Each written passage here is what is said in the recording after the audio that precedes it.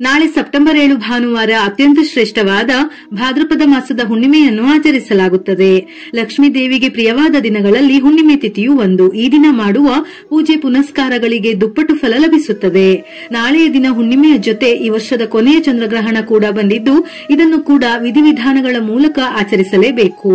ಹುಣ್ಣಿಮೆಯ ಸಮಯದಲ್ಲಿ ಸಂಪೂರ್ಣ ಚಂದ್ರಗ್ರಹಣ ಸಂಭವಿಸುವುದು ಬಹಳ ಅಪರೂಪ ಹಾಗೂ ವಿಶೇಷ. ಈ ಅಪರೂಪದ ಘಟನೆ 100 ವರ್ಷಗಳ ಹಿಂದೆ ಸಂಭವಿಸಿದೆಯಂತೆ. ಈ ಭಾದ್ರಪದ ಹುಣ್ಣಿಮೆ ಮತ್ತು ಚಂದ್ರಗ್ರಹಣಕ್ಕೆ ಹೆಚ್ಚಿನ ಶಕ್ತಿ ಇರುತ್ತದೆ. ನಿಮ್ಮ ಕಷ್ಟಗಳೆಲ್ಲ ನಿವಾರಣೆಯಾಗಿ ನಿಮಗೆ ಒಳ್ಳೆಯ ದಿನಗಳು ಬರಬೇಕೆಂದರೆ ಈ ವಿಡಿಯೋದಲ್ಲಿ ಹೇಳಿದಂತೆ ಕೆಲವು ನಿಯಮಗಳನ್ನು ಪಾಲಿಸಿ ನೋಡಿ, ಖಂಡಿತ ಒಳ್ಳೆಯದಾಗುತ್ತದೆ. ಹುಣ್ಣಿಮೆ ತಿಥಿ ಸಮಯವು ಸೆಪ್ಟೆಂಬರ್ 7ರ ಬೆಳಗಿನ ಜಾವ 1:41 ಪ್ರಾರಂಭವಾಗಿ ಸೆಪ್ಟೆಂಬರ್ 7ರ ರಾತ್ರಿ 11:38 ಮುಕ್ತಾಯವಾಗುತ್ತದೆ. ನಾಳೆ ಹುಣ್ಣಿಮೆಯ ಜೊತೆ ಚಂದ್ರಗ್ರಹಣ ಬಂದಿರುವುದರಿಂದ ಹುಣ್ಣಿಮೆಯ ಪೂಜೆಯನ್ನು ಮಾಡಬೇಕೋ ಬೇಡವೋ, ಯಾವ ಸಮಯದಲ್ಲಿ ಮಾಡಬೇಕೆಂದು ಕೆಲವರಿಗೆ ಸಂದೇಹ ಇರುತ್ತದೆ. ನಾಳೆ ಹುಣ್ಣಿಮೆ ಪೂಜೆಯ ಜೊತೆ ಗ್ರಹಣವನ್ನು ಕೂಡ ನಾವು ಆಚರಿಸಲೇಬೇಕು. ನಾಳೆ ರಾತ್ರಿ 9:57 ಗ್ರಹಣ ಪ್ರಾರಂಭವಾಗುತ್ತದೆ.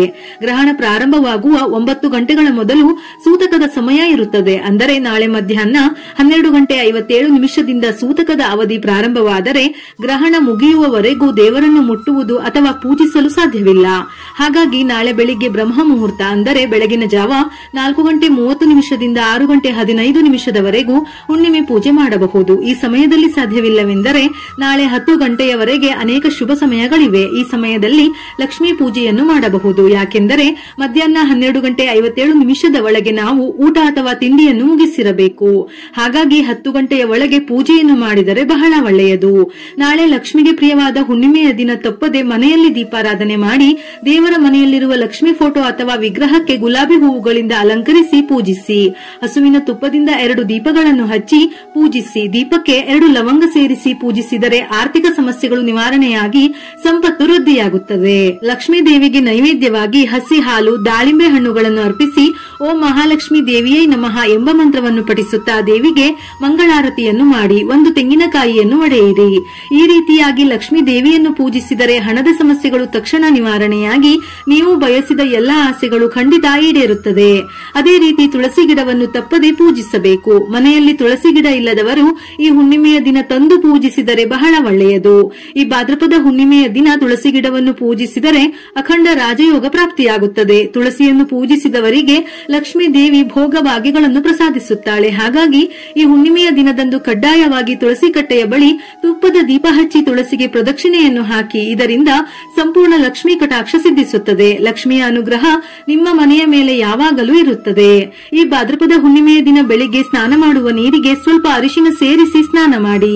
ಹೀಗೆ ಮಾಡುವುದರಿಂದ ಯಾವುದೇ ಜಾತಕ ದೋಷಗಳಿಲ್ಲದೆ ಆಯುರಾರೋಗ್ಯ ಮತ್ತು ಅಷ್ಟೈಶ್ವರ್ಯಗಳೊಂದಿಗೆ ಬದುಕುತ್ತೀರಿ. ಮುಖ್ಯವಾಗಿ ಹುಣ್ಣಿಮೆಯ ದಿನ ಪ್ರತಿಯೊಬ್ಬರೂ ತಪ್ಪದೆ ಹಳದಿ ಬಣ್ಣದ ಬಟ್ಟೆಗಳನ್ನು ಧರಿಸಿ. ಆದರೆ ಈ ದಿನ ತಪ್ಪಿಯೂ ಕೂಡ ಕಪ್ಪು ಬಣ್ಣದ ಬಟ್ಟೆಗಳನ್ನು ಧರಿಸಬೇಡಿ. ಹಾಗೆಯೇ ಮನೆಯಲ್ಲಿ ಪೂಜೆ ಮುಗಿದ ನಂತರ ವಿಷ್ಣು ಸಹಸ್ರನಾಮವನ್ನು ಓದಿದರೆ ನಿಮಗೆ ಎಷ್ಟೇ ಕಷ್ಟಗಳಿದ್ದರೂ ಅದು ತಕ್ಷಣ ನಿವಾರಣೆಯಾಗಿ ಶೀಘ್ರದಲ್ಲೇ ಒಳ್ಳೆಯ ದಿನಗಳು ಪ್ರಾರಂಭವಾಗುತ್ತದೆ. ನಾಳೆ ಸೂತಕದ ಅವಧಿ ಪ್ರಾರಂಭವಾಗುವ ಮುನ್ನವೇ ದೇವರ ಮನೆಯ ಬಾಗಿಲನ್ನು ಮುಚ್ಚಿ. ದೇವರ ಫೋಟೋಗಳ ಮೇಲೆ ಯಾವುದಾದರೂ ಬಟ್ಟೆಯನ್ನು ಮುಚ್ಚಿ. ನೀವು ಪೂಜಿಸುವ ತುಳಸಿ ಗಿಡದ ಮೇಲೂ ಯಾವುದಾದರೂ ಬಟ್ಟೆಯನ್ನು ಮುಚ್ಚಿ. ಮಧ್ಯಾಹ್ನದಿಂದ ಗ್ರಹಣ ಮುಗಿಯುವವರೆಗೂ ತುಳಸಿ ಗಿಡವನ್ನು ಮುಟ್ಟಬಾರದು. ಒಂದು ವೇಳೆ ಮುಟ್ಟಿದರೆ ತುಳಸಿ ಗಿಡದ ಪವಿತ್ರತೆ ನಾಶವಾಗುತ್ತದೆ. ನಾಳೆ ಕೆಲವೊಂದು ವಸ್ತುಗಳನ್ನು ತಪ್ಪಿಯೂ ಖರೀದಿಸಬೇಡಿ. ಚಾಕು, ಕತ್ತರಿ, ಸೂಜಿ ಈ ವಸ್ತುಗಳನ್ನು ಖರೀದಿಸಿದರೆ ಗಂಡ ಹೆಂಡತಿಯರ ನಡುವೆ ಜಗಳಗಳು ಉಂಟಾಗುತ್ತವೆ. ಹಾಗೆಯೇ ಬೂಟು, ಪರ್ಸ್, ಬೆಲ್ಟ್ ಹೀಗೆ ಯಾವುದೇ ಚರ್ಮದಿಂದ ಮಾಡಿದ ವಸ್ತುಗಳನ್ನು ಖರೀದಿಸಬಾರದು. ತಪ್ಪಿಯೂ ಕೂಡ ಎಣ್ಣೆಯನ್ನು ಖರೀದಿಸಬಾರದು. ಒಂದು ವೇಳೆ ಖರೀದಿಸಿದರೆ ಅನಾರೋಗ್ಯ ಸಮಸ್ಯೆಗಳು ಉಂಟಾಗುತ್ತವೆ. ಹಾಗೆಯೇ ಬಂಗಾರ, ಬೆಳ್ಳಿ ವಸ್ತುಗಳನ್ನು ಖರೀದಿಸಬಾರದು. ಒಂದು ವೇಳೆ ಖರೀದಿಸಿದರೆ ಭಾರಿ ಧನ ನಷ್ಟ ಉಂಟಾಗುತ್ತದೆ. ಮಧ್ಯಾಹ್ನದಿಂದ ಗ್ರಹಣ ಮುಗಿಯುವವರೆಗೂ ಯಾವುದೇ ಪೂಜಾ ಕಾರ್ಯಗಳನ್ನು ಮಾಡಬಾರದು. ಹಾಗೆಯೇ ಈ ಹುಣ್ಣಿಮೆಯ ದಿನದಂದು 2 ಅಶ್ವತ್ಥ ಎಲೆಗಳನ್ನು ನಿಮ್ಮ ಮನೆಗೆ ತಂದು ನಿಮ್ಮ ಮನೆಯ ಮುಖ್ಯ ದ್ವಾರದ ಬಾಗಿಲಿಗೆ ಕಟ್ಟಿ. ಇದರಿಂದ ಲಕ್ಷ್ಮೀ ದೇವಿ ಸಂತೃಪ್ತಳಾಗಿ ಮನೆಗೆ ಬಂದು ನೆಲೆಸುತ್ತಾಳೆ. ಸಂಪತ್ತು ವೃದ್ಧಿಯಾಗುತ್ತದೆ. ಇನ್ನು ಅನೇಕರಿಗೆ ಸ್ವಂತ ಮನೆಯ ಕನಸು ಇರುತ್ತದೆ. ಹಾಗೆ ಭೂಮಿಗಳನ್ನು ಖರೀದಿಸುವ ಆಸೆ ಇರುತ್ತದೆ. ಅಂತವರು ಈ ಹುಣ್ಣಿಮೆಯ ದಿನದಂದು ಗೋವಿಗೆ ಹಸಿರು ಹುಲ್ಲನ್ನು ತಿನ್ನಿಸಿ ನಿಮ್ಮ ಕೈಯಾರೆ ಗೋವಿಗೆ ಗೋಗ್ರಾಸ ಅಥವಾ ಏನಾದರೂ ತಿಂಡಿ ತಿನಿಸುಗಳನ್ನು ತಿನ್ನಿಸಿ ನಮಸ್ಕರಿಸಿ. ಕನಕದಾರ ಸ್ತೋತ್ರವನ್ನು ಓದಿದರೆ ಸ್ವಂತ ಮನೆ ಕಟ್ಟಿಸುವ ಕನಸು ಕೂಡ ಈಡೇರುತ್ತದೆ. ಶಾಸ್ತ್ರದಲ್ಲಿ ವೀಳ್ಯದೆಲೆಗೆ ಬಹಳ ಪ್ರಾಮುಖ್ಯತೆ ಇದೆ. ವೀಳ್ಯದೆಲೆಯು ಧನಲಕ್ಷ್ಮಿಯನ್ನು ಆಕರ್ಷಿಸುತ್ತದೆ. ಹಾಗಾಗಿ ಈ ಹುಣ್ಣಿಮೆಯ ದಿನದಂದು 5 ವೀಳ್ಯದೆಲೆಯನ್ನು ತಂದು ನಿಮ್ಮ ದೇವರ ಮನೆಯಲ್ಲಿಟ್ಟು ಪೂಜಿಸಿ. ಇದರಿಂದ ನಿಮ್ಮ ಮನೆಯಲ್ಲಿ ವಿಷ್ಣು ಮತ್ತು ಲಕ್ಷ್ಮಿಯ ಆಶೀರ್ವಾದದಿಂದ ಅಷ್ಟೈಶ್ವರ್ಯ ಪ್ರಾಪ್ತಿಯಾಗುತ್ತದೆ. ಹುಣ್ಣಿಮೆಯ ಈ ಶ್ರೇಷ್ಠವಾದ ದಿನ ಮನೆಯ ಹೊಸ್ತಿಲು ಮತ್ತು ಬಾಗಿಲಿಗೆ ಅರಿಶಿನದ ಲೇಪನದಿಂದ ಸ್ವಸ್ತಿಕ್ ಚಿಹ್ನೆಯನ್ನು ಬರೆಯಿರಿ. ಸ್ವಸ್ತಿಕ್ ಚಿಹ್ನೆಯಲ್ಲಿ ಮುಕ್ಕೋಟಿ ದೇವತೆಗಳು ನೆಲೆಸಿರುತ್ತಾರೆ. ಮನೆಯ ಮುಖ್ಯ ಬಾಗಿಲಿನಿಂದಲೇ ಶುಭ ಅಶುಭಗಳೆರಡೂ ಬರುವುದರಿಂದ ಮನೆಯಲ್ಲಿ ಸ್ವಸ್ತಿಕ್ ಚಿಹ್ನೆಯನ್ನು ಹಾಕಿದರೆ ಮನೆಗೆ ದುಷ್ಟಶಕ್ತಿ ಬರುವುದಿಲ್ಲ. ದೈವಶಕ್ತಿಗಳು ಮನೆಯಲ್ಲಿ ನೆಲೆಸಿ ನಿಮ್ಮ ಮನೆಯು ಸುಖ ಸಂತೋಷದಿಂದ ತುಂಬಿರುತ್ತದೆ. ಭಾನುವಾರ ಎಂದರೆ ಅನೇಕರು ಮಾಂಸಾಹಾರವನ್ನು ತಿನ್ನುತ್ತಾರೆ. ಆದರೆ ಈ ದಿನ ಮಾತ್ರ ತಪ್ಪಿಯೂ ಕೂಡ ಮಾಂಸಾಹಾರವನ್ನು ತಿನ್ನಬೇಡಿ. ಹುಣ್ಣಿಮೆಯೊಂದಿಗೆ ಸಂಭವಿಸುತ್ತಿರುವ ಚಂದ್ರಗ್ರಹಣದ ದಿನ ಮನೆಯಲ್ಲಿ ಮಾಂಸಾಹಾರವನ್ನು ತಯಾರಿಸಿದರೆ ನಿಮ್ಮ ಮನೆಯಲ್ಲಿರುವ ಸಂಪತ್ತು ಸಂಪೂರ್ಣವಾಗಿ ನಾಶವಾಗುತ್ತದೆ. ಹಾಗೆಯೇ ಈರುಳ್ಳಿ ಮತ್ತು ಬೆಳ್ಳುಳ್ಳಿಯಂತಹ ತಾಮಸಿಕ ಆಹಾರಗಳಿಂದಲೂ ದೂರವಿರಬೇಕು. ಗ್ರಹಣದ ಸಮಯದಲ್ಲಿ ತಪ್ಪಿಯು ಕಬ್ಬಿಣದ ವಸ್ತುಗಳನ್ನು ಮುಟ್ಟಬಾರದು. ಕಬ್ಬಿಣದ ಮಂಚಗಳ ಮೇಲೂ ಮಲಗಬಾರದು. ಚಾಕು, ಕತ್ತಿ, ಪಿನ್ನು ಇಂತಹ ಮೊನಚಾದ ವಸ್ತುಗಳನ್ನು ಸಹ ಮುಟ್ಟಬಾರದು. ನಿಮ್ಮ ಮನೆಯಲ್ಲಿ ಸಂಗ್ರಹಿಸಿಟ್ಟ ಆಹಾರ ಪದಾರ್ಥಗಳು ಅಥವಾ ಉಪ್ಪಿನಕಾಯಿಗಳಿದ್ದರೂ ಗ್ರಹಣ ಆರಂಭವಾಗುವ ಮೊದಲು ಅವುಗಳ ಮೇಲೆ ದರ್ಬೆ ಅಥವಾ ತುಳಸಿ ಎಲೆಗಳನ್ನು ಇಡಿ.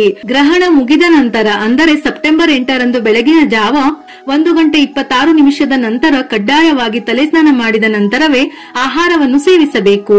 ಗ್ರಹಣ ಮುಗಿದು ಸ್ನಾನದ ನಂತರ ಅಥವಾ ಸೆಪ್ಟೆಂಬರ್ 8 ಸೋಮವಾರ ಬೆಳಿಗ್ಗೆ ಮನೆಯೆಲ್ಲ ಶುಭ್ರಗೊಳಿಸಿ ಪವಿತ್ರವಾದ ಗಂಗಾಜಲ ಅಥವಾ ಪವಿತ್ರ ನೀರನ್ನು ಚಿಮುಕಿಸಿ ದೇವರ ಮನೆಯನ್ನು ಸಹ ಶುಭ್ರಗೊಳಿಸಿ ಗಂಗಾಜಲವನ್ನು ಚಿಮುಕಿಸಿ. ಹಾಗೆಯೇ ತುಳಸಿ ಗಿಡದ ಸುತ್ತಲೂ ಗಂಗಾಜಲವನ್ನು ಚಿಮುಕಿಸಿಕೊಳ್ಳಬೇಕು. ಈ ರೀತಿಯಾಗಿ ಮನೆಯೆಲ್ಲ ಶುಭ್ರಗೊಳಿಸಿ ನಂತರ ಯಾವುದಾದರೂ ಶಿವ ದೇವಾಲಯಕ್ಕೆ ಹೋಗಿ ಶಿವನಿಗೆ ಅಭಿಷೇಕ ಮಾಡಿ. ಇದರಿಂದ ಯಾವುದೇ ದೋಷಗಳಿಲ್ಲದೆ ಈ ವರ್ಷವೆಲ್ಲ ನಿಮಗೆ ಮತ್ತು ನಿಮ್ಮ ಕುಟುಂಬಕ್ಕೆ ಬಹಳ ಒಳ್ಳೆಯದಾಗುತ್ತದೆ. ರಾತ್ರಿ ಗ್ರಹಣ ಪ್ರಾರಂಭವಾದ ನಂತರ ಅಂದರೆ ರಾತ್ರಿ 9:57 ನಂತರ ತಲೆ ಸ್ನಾನ ಮಾಡಿ ಶಕ್ತಿಶಾಲಿ ದೈವಿಕ ಮಂತ್ರಗಳನ್ನು ಪಠಿಸಿದರೆ ಅನೇಕ ಶುಭ ಫಲಿತಾಂಶಗಳು ಸಿಗುತ್ತವೆ. ಸಾಮಾನ್ಯ ದಿನಗಳಲ್ಲಿ ಮಾಡುವ ಜಪ ತಪಗಳಿಗೆ ಸಿಗುವ ಫಲಕ್ಕಿಂತ ಗ್ರಹಣ ಸಮಯದಲ್ಲಿ ಮಾಡುವ ಜಪಗಳಿಗೆ ದುಪ್ಪಟ್ಟು ಫಲ ಲಭಿಸುತ್ತದೆ. ಹಾಗಾಗಿ ತಪ್ಪದೆ ದೇವರ ಆರಾಧನೆ ಮಾಡಿ. ಯಾರು ಲಕ್ಷ್ಮಿಯ ಅನುಗ್ರಹವನ್ನು ಬಯಸುತ್ತಾರೋ ಅಂತವರು ಈ ಚಂದ್ರಗ್ರಹಣದ ಸಮಯದಲ್ಲಿ ಓಂ ಶ್ರೀಂ ಹ್ರೀಂ ಕ್ಲೀಂ ಔಂ ಸ್ವಾಹ ಎಂಬ ಮಂತ್ರವನ್ನು ಪಠಿಸಿ. ಈ ಮಂತ್ರಕ್ಕೆ ಹೆಚ್ಚಿನ ಶಕ್ತಿ ಇದೆ. ಸಾಲದ ಸಮಸ್ಯೆಗಳು ಹಾಗೆಯೇ ಆರ್ಥಿಕ ಸಮಸ್ಯೆಗಳೆಲ್ಲ ನಿವಾರಣೆಯಾಗಿ ಅಪಾರ ಧನಲಾಭ ಸಿಗುತ್ತದೆ. ಅದೇ ರೀತಿ ಓಂ ನಮೋ ಭಗವತಿ ವಾಸುದೇವಾಯ ಎಂಬ ಮಂತ್ರವನ್ನು ಪಠಿಸಿದರೆ ಎಷ್ಟೇ ದೊಡ್ಡ ಕಷ್ಟವಾಗಿದ್ದರೂ ಅದು ತಕ್ಷಣ ನಿವಾರಣೆಯಾಗುತ್ತದೆ. ಇನ್ನು ಅನಾರೋಗ್ಯ ಸಮಸ್ಯೆಗಳಿಂದ ಬಳಲುತ್ತಿರುವವರು ಮಹಾಮೃತ್ಯುಂಜಯ ಮಂತ್ರವನ್ನು ಪಠಿಸಿ ಒಳ್ಳೆಯ ಆರೋಗ್ಯ ಲಭಿಸುತ್ತದೆ. ಇಲ್ಲವೆಂದರೆ ನಿಮ್ಮ ಇಷ್ಟ ದೇವತೆಯ ಮಂತ್ರಗಳನ್ನು ಜಪಿಸಿ. ಒಟ್ಟಿನಲ್ಲಿ ಈ ಸಮಯದಲ್ಲಿ ದೇವರ ಆರಾಧನೆಯನ್ನು ಮಾತ್ರವೇ ಮಾಡಬೇಕು. ಇನ್ನು ಮನೆಯಲ್ಲಿ ಚಿಕ್ಕ ಮಕ್ಕಳಿದ್ದರೆ ಅಥವಾ ಗರ್ಭಿಣಿಯರಿದ್ದರೆ ಗ್ರಹಣದ ಸಮಯದಲ್ಲಿ ಮನೆಯಿಂದ ಹೊರಗೆ ಹೋಗಲು ಬಿಡಬೇಡಿ. ಕಿಟಕಿಯನ್ನು ಕೂಡ ಮುಚ್ಚಬೇಕು. ಕಿಟಕಿಯಿಂದ ಬರುವ ಬೆಳಕು ಗಾಳಿ ಕೂಡ ಒಳ್ಳೆಯದಲ್ಲವೆಂದು ಹೇಳುತ್ತಾರೆ. ವಿಡಿಯೋ ಇಷ್ಟ ಆಗಿದ್ದಲ್ಲಿ ಮರೆಯದೆ ಲೈಕ್ ಕೊಟ್ಟು ನಿಮ್ಮವರಿಗೆ ಶೇರ್ ಮಾಡಿ. ಇದೇ ರೀತಿಯ ಮನಮುಟ್ಟುವ ಉಪಯುಕ್ತ ಮಾಹಿತಿಗಳಿಗಾಗಿ ಮತ್ತೆ ಭೇಟಿಯಾಗೋಣ.